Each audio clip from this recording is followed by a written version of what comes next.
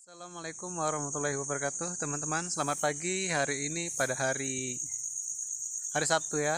Kali ini saya akan mencoba menjawab dari teman-teman sekalian bagaimana sih cara mengatur atau merawat stek ya. Insya Allah pagi-pagi ini memaparkan secara rinci bagaimana caranya kita merawat stek agar dia berbuah lebat ya, guys. Oke, kita langsung ready biar nggak perlu terlalu lama-lama. Insya Allah berkah. Oke.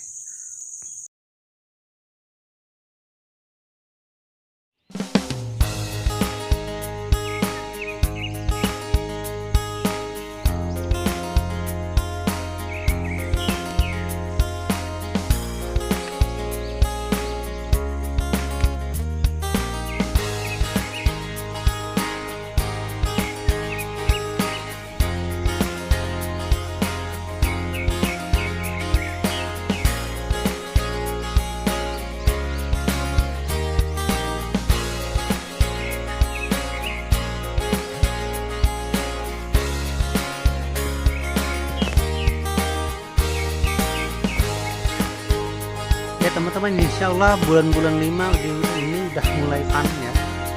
Kalau di sini karena cuacanya memang dingin, hujan juga lumayan ya. Di sini tempatnya tinggi kalau curah hujan di sini. Jadi kalau mau musim, biasanya musim itu bulan-bulan 5. Awal bulan 5 udah mulai panen. Oke teman-teman,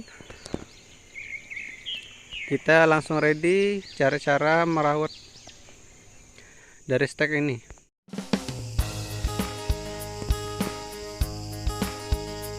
Ya, ini udah.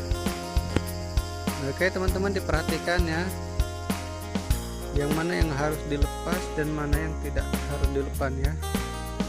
Oke, yang ini sudah dilepas semua. Oke teman-teman, yang harus teman-teman pahami, apa-apa saja yang harus dilepas dari stek ini biar buahnya lebat ya. Karena apa? Bila terlalu banyak kita pelihara tunas, biasanya nggak akan berbuah lebat seperti ini ya. Oke, kita lihat, silakan dilihat cara rinci apa saja yang harus dilepas. Oke, yang ini langsung kita lepas ya. Ini biasanya kalau di sini disebut dengan tunas cacing ya, tunas cacing. Biasanya tunas ini nggak pernah berbuah ya. Kalaupun dia berbuah paling 1 atau 2 yang jadi. Oke.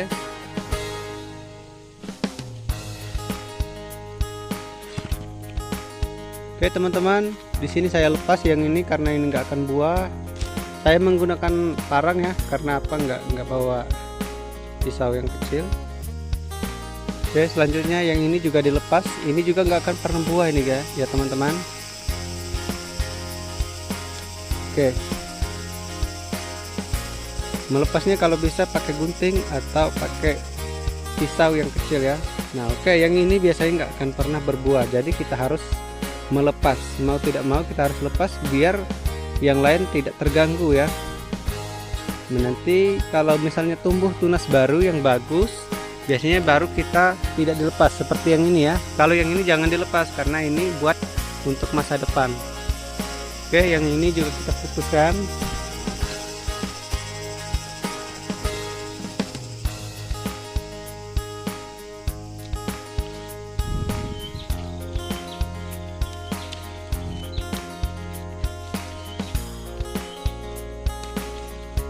Oke, seperti ini ya teman-teman. Kalau sudah dilepaskan dia akan seperti ini. Dia nggak akan terganggu, buahnya juga nggak akan terganggu, yang lain juga nggak akan terganggu. Karena apa? Jika terlalu banyak tunas, biasanya kalau musim hujan ini akan rontok. Ya teman-teman, kalau musim hujan biasanya akan rontok.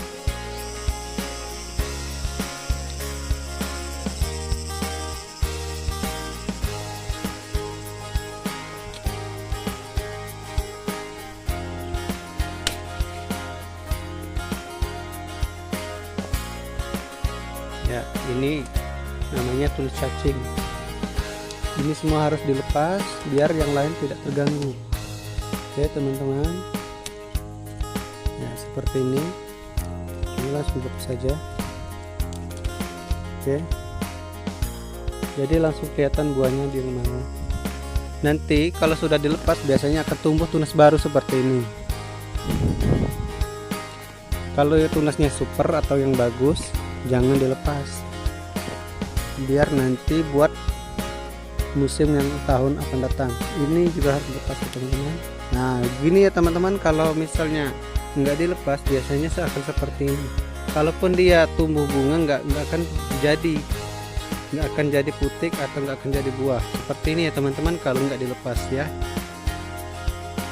Sebenarnya gampang teman-teman untuk merawat kopi ini, karena apa, nggak terlalu ribet, kita tinggal melepas. Oke, udah.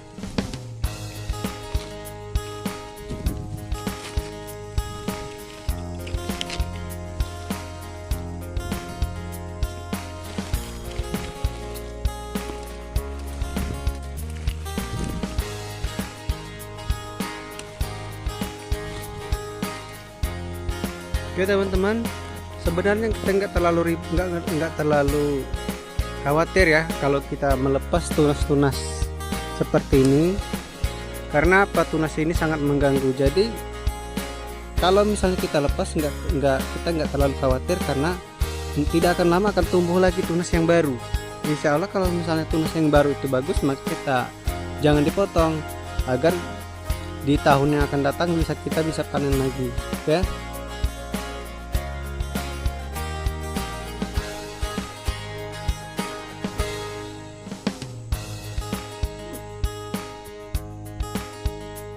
Ini steknya ada dua ya teman-teman, ada dua stek, ada dua jenis kopi, tapi semuanya ini sama-sama robusta. Tapi walaupun sama-sama robusta tapi berbeda.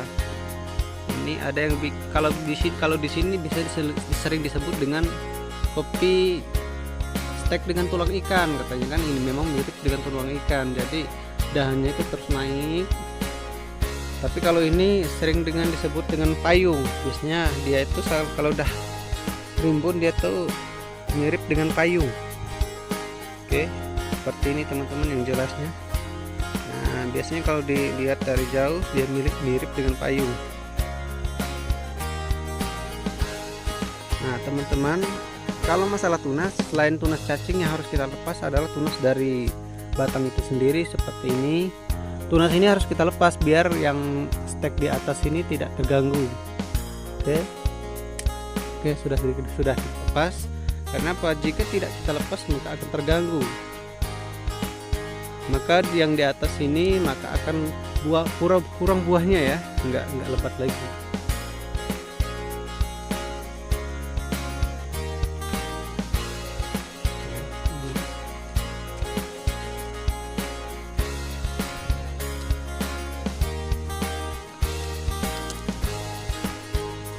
Biasanya kalau stek dia akan berlapis seperti ini.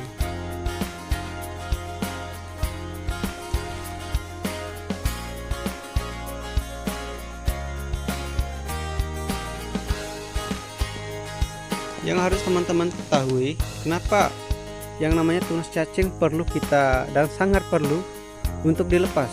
Ya inilah akibatnya teman-teman. Kalau dia terlalu rimbun biasanya akan jamuran. Inilah yang harus kita perhatikan. Kalau kita perhatikan biasanya kalau jamuran itu kalau udah terlalu basah.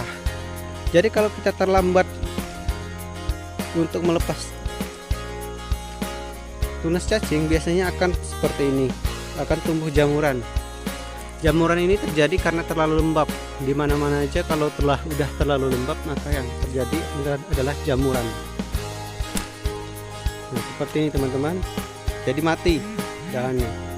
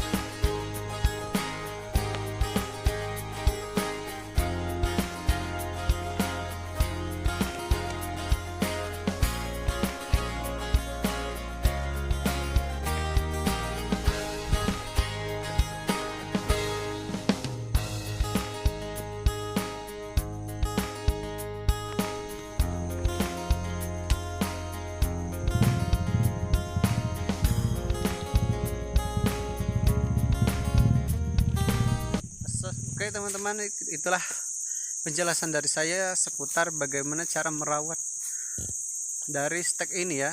Sebenarnya itu sangat mudah dan sangat mudah untuk dilaksanakan oleh teman-teman, tapi perlu diperhatikan ya bagaimana cara memilih ya.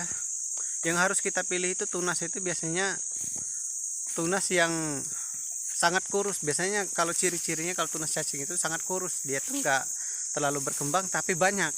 Jadi itulah yang harus kita lepas. Karena perlu kita lepas, karena kalau enggak dilepas maka buah-buah itu biasanya buah yang di bawahnya itu, di bawah tunas itu akan rontok pada saat musim hujan. Selanjutnya juga biasanya akan menimbulkan kelembapan.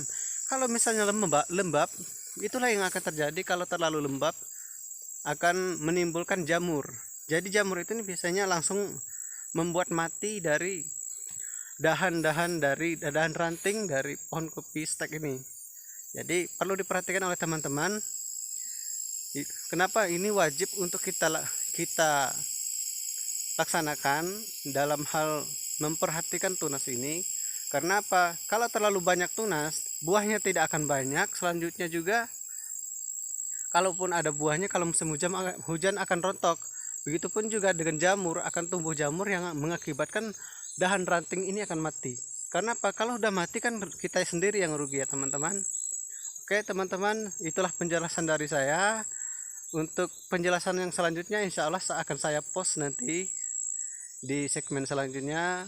Oke, terima kasih. Assalamualaikum warahmatullahi wabarakatuh.